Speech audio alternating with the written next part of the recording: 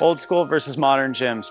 This is a debate that's been going on for a long time, and I want to talk about the differences between these gyms today. We're going to be looking at the oldest gym in the Triad area and the newest gym in the Triad area. Now, we are going to be focusing on bouldering today, so with that said, let's get into it.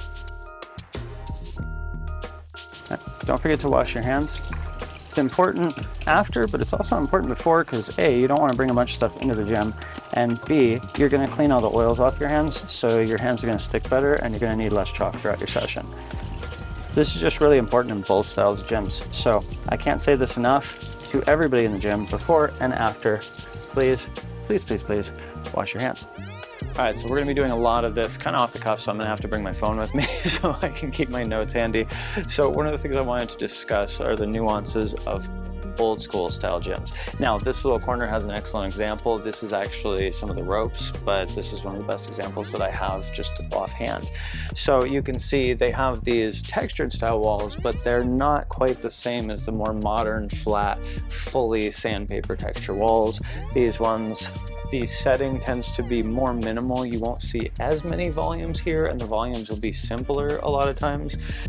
You're also going to see with these old school style gyms, the routes tend to stay up longer. So one of the best things about these old school style gyms is they value independence. There is a lot of do it yourself, do it your own way, do it the way that makes sense to you. So in that respect, you're not going to see as many classes in a gym like this. They do some, all gyms will do some classes in my experience, but these guys tend to lean more on a learn it yourself, figure it out kind of mentality. Now, on that note, some old school style gyms will have limited AC, they may have fans, they may have stuff that's moving around like pads. These are things to keep in mind when you're at these gyms. With the old school style gyms, these are very much community oriented, but they are a very tight-knit community. Sometimes they can be a little bit more competitive, and it is a community type feeling. So a lot of people will spot each other more at these kinds of gyms. There is a little bit more general spotting practice because of the moving pads and things like that. My tip when dealing with these smaller holds in old school gyms is to remember that they just get a lot more traffic, and of course you're going to need to brush, but you also want to keep in mind that your fingers are often going to be one of the first casualties because they are smaller holds. It is more rock-like, and it's going to take more finger strength. All right, so let's get into the nuances of the modern style. They tend to use these larger kind of volumes. You also see a lot of these smaller holds, which is a little odd, but for specific things like slabs, you tend to see more slabs in modern style gyms, as well as these more kind of complex shapes that are not necessarily something that you might find on rock all the time, but they're really fun, they can be really challenging, and they'll have a variety of different textures. One of the other hallmarks of this kind of gym is constant resetting. So this particular gym, I think they reset these almost every week. There's something new up, and that's one of my favorite things, to come here and just do flashes, right, as much as I can possibly do, because it's really fun for that. But keep in mind that if you're looking for long-term projects, more modern style gyms don't leave stuff up as long as an old school gym. All right, so I want to talk about the beta in this case. A lot of times you're going to see more modern movements, balancey techniques, jumping, things like that, that you won't find as much in old school designs. As well, you're going to find more modern training systems. In this case, we have a tension 2 board. A lot of these gyms tend to have boards, not that old school gyms don't, but they tend more towards moon board, tension 1. Modern gyms will tend more towards tension 2s, kilter boards with adjustable angles, things like that.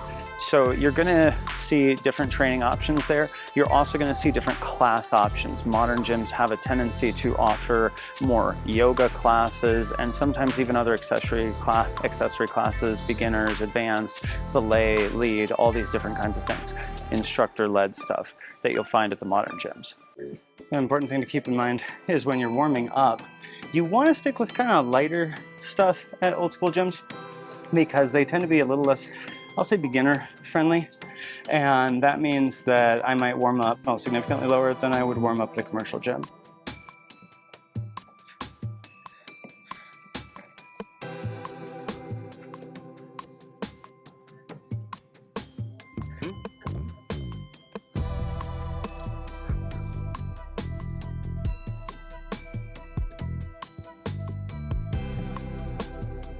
Let's talk about grading, because this is a hot topic. What I will say is old school gyms tend to, in my experience, sandbag more in the V0 through V5. Depends on what you're climbing as to whether it's going to feel really hard. Let's take a look at a V1 side by side from an old school and modern gym. And obviously you'll notice when I do the side by sides here, the old school, it's very hold based. There's a lot of intense body tension. You're moving around the holds. And on the right here, this is very balancy. It's got stepping, it's got movement. There's a little bit different stuff going on the right. And you'll notice that there's a lot more use of the wall. Modern footwork in gyms is going to have a lot more smearing than the old school a lot of times. And all of the walls are textured so that you can smear on them. So that is a definite advantage and something to keep in mind when you're dealing with modern gyms. That said, I still kind of hold the same feeling with shoes. Keep the best for the outside.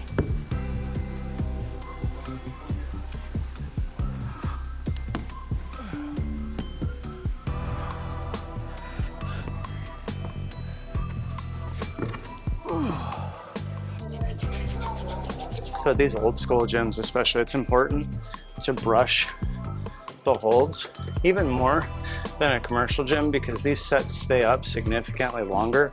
They're gonna gather more gunk.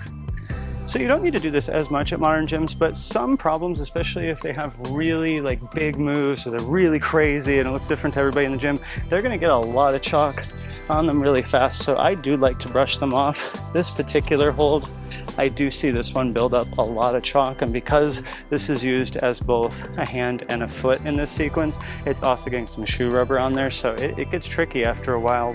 Modern style climb, let's get into it. Guess arguably one should start that.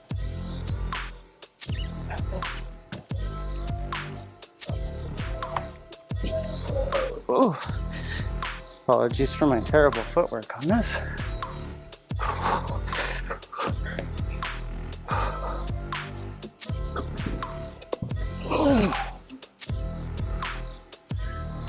All right, so it's time for a super secret tip.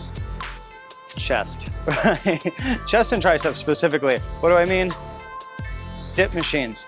Now, I really think this is important because it's really rare in a gym to find a lot of mantles. There are some, but the key point is that dips can really help your mantle form. There are other exercises if you don't have a dip machine, but honestly, I recommend something akin to this because it gives you this really nice forward position. This one actually has some angle to it so you can press with the chest. And as long as you're making sure that you get that full range of motion all the way down, all the way up, it's really been great engagement for me.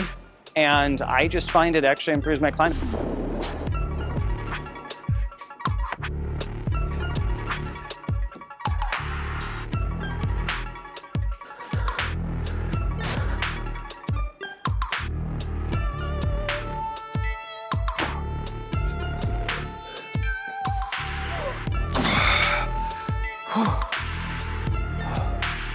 It was more of a shoulder press than a mantle, but it did work. So some other things about modern gyms, they're going to have the more lounge style areas around. They're going to have usually more lighting, and it's more of a social atmosphere in these gyms. So it's an easier place to make friends. The other thing I find, and this is not always true, but with the more modern style gyms, you will see a lot more new people coming in and out regularly, a lot of new faces, and sometimes more opportunity to make friends in that respect. So on that same social discussion, spotting is not as common in modern style gyms because they usually have thicker pads, and that means there's not as much reason to spot. The music is also louder, so it's a little more standoffish atmosphere in that respect. Something to keep in mind in terms of your interactions with others in the area.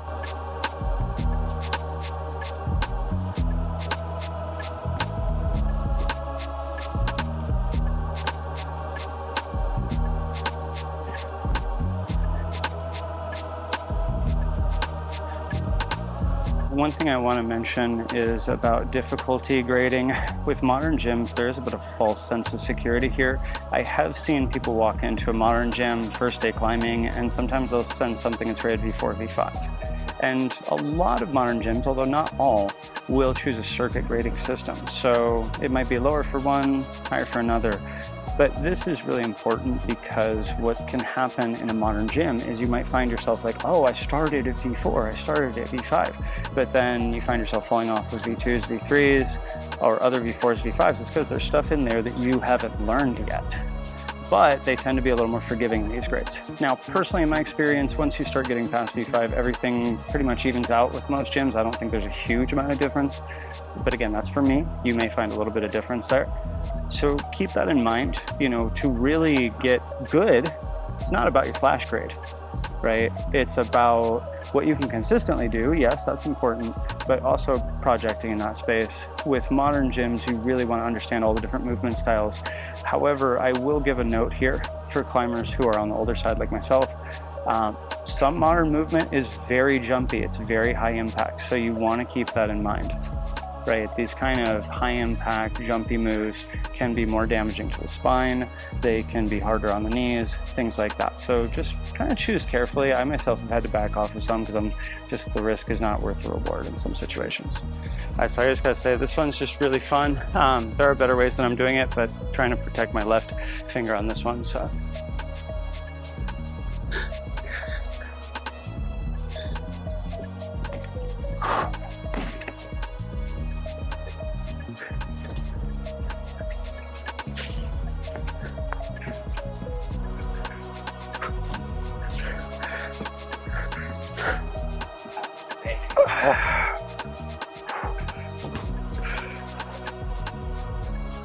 That tensioning finish, but I like that versus having to match on the left. So I want to add on to the grades conversation here because it's really interesting for me. When I started, I very distinctly remember me and my friend in the early 2000s going to a climbing gym for the first time, and we did nothing. I think we maybe did one V0. We fell off all the V0s. We fell off all the V1s. And it was a little discouraging. I mean, keep in mind, that's the old days, and obviously that's changed a little bit over time. All the gyms have evolved, including that gym. But there does tend to be this feeling amongst the old school gyms that you may not climb anything on your first day unless you're particularly athletic or predisposed to it. So that's one of the places I'll caution you about going into these gyms. But if you like challenge, you have a base, you are grounded in your climbing already, you should definitely consider checking out an old school gym because they are going to have holds that you have never seen before. They're going to have holds that are out of production. They're going to have moves that you haven't seen before, and they are going to challenge you, which is the key point of climbing, to get challenged, right? All right, I guess we're gonna just try the fun dyno movement. I'm not gonna be trying to do the finish because of my finger. These are some small cramps with that one. But the first move is so much fun.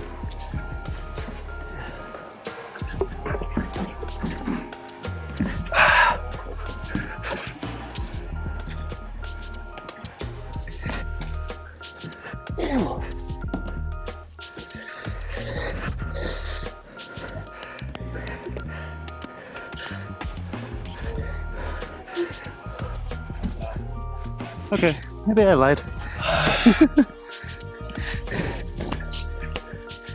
I guess I just wanted to do it when I did it. Realistically, it is very important to be able to bring your energy down. One of the #1 mistakes you see a lot of new climbers doing is obsessing over climbs, right? Doing it again and again and again, no rest. And it's because you're getting wound up in the emotion, right? And one of the things that you can do to bring a little clarity to your mental experience can be to just take a deep breath, or something like the Camuso shift. Now, for those who've seen my other videos, you know Camuso has been kind enough to work with me in an affiliate status. And they have not just this one. This is maybe a little shiny, a little fancy to be bringing into a climbing gym, but they also have active models. There's a lot of different colors available as well. And these can help you really bring your energy down, bring your, this can help you bring your heart rate down in between attempts. All around, just something I would recommend. And actually for you, you can get a discount with my code right here. So go check them out, Camuso's website. Also, one other thing is just outside of the training, one of the new things that Camuso is bringing in are some journaling techniques. I believe it's a gratitude journal that they've just released. And I've actually found a lot of value from doing a gratitude journal. But this may also be something you want to look at in your individual session, is finishing your session saying, what did I do today? For me, I did several climbs I was not expecting to do. I had a lot more fun on some of the easier stuff. And for once, I actually got up here on the tension board. I haven't been able to get up here in a minute and have a little fun there. So ultimately a very productive session for me, but that's something I would just recommend to everybody is check out Camuso's website, check out my discount code to get a little bit off of their normal prices, and see how that can help your mental game and see how your mental game can help your climbing. So I also want to talk about, mental game. How do I keep going, when you're getting shut down like that? And, if it was all about grades, I probably would have stopped climbing like 10, 15 years ago when I was getting into like double-digit territory. After my spine injury, it definitely changed a bit how I climb. There's a lot of ways that I personally now, even though I'm not climbing maybe as hard grade-wise as I was back then, I am climbing better. I have a better technique variety, I have more range of techniques, I can do things more consistently across grades that I used to only occasionally be able to get into. And I find that I'm a more well-rounded climber. And honestly, on this journey, I'm gonna be pushing. Maybe I can get better than I was before. I'm certainly not done yet. I think Dave Macleod has a lot to say on this, so I'll point his direction again because I've just been reading through his books and trying to use that same mentality to inform what I'm doing. Dave Macleod writes about this a lot in his book, 9 out of 10 Climbers Get Wrong About Climbing. And I'll link the book down below. But the important thing, I love reading a lot of Dave Macleod's work as well as watching his channel. So if you haven't noticed, I've been into that a lot lately. And I love the idea of how he talks about looking at specific areas to improve and not thinking that just you improve overall in one giant bubble, right? You're gonna push in some areas, you're gonna weaken in others, and you balance that over time. And you look for those weaknesses to constantly train. I think this is also really important for me and important for anybody that's more on the neurodivergent side because it makes the training more fun because you don't have to keep doing the same thing over and over again. That's huge. This is what keeps it fresh for me. Now, one other thing, and honestly, this is kind of unscripted, but I'm gonna add it in here, is taking time to rest. Now, for those who are about to comment, no, I have not blown a pulley yet. I'm protecting it. I strained it a little bit. I'm trying to not damage it. But I personally, with an increase in volume, have noticed that my body gets a little achy here and there, something like that. So I'm gonna be focusing on taking some rest for a few weeks, taking a lower volume of training, not zero, but a lower volume to really allow my body to recover for a bit and come back strong because this outdoor season, I'm looking forward to a lot of exciting things.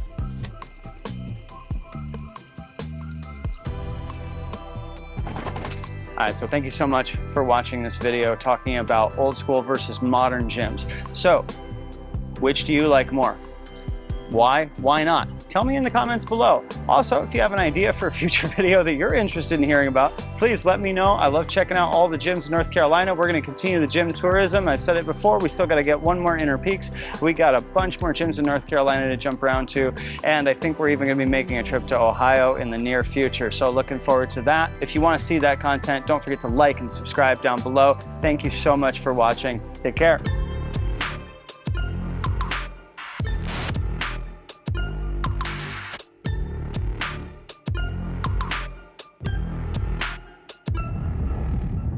Supposed to be a double toe hook, but I don't like double toe hooks, so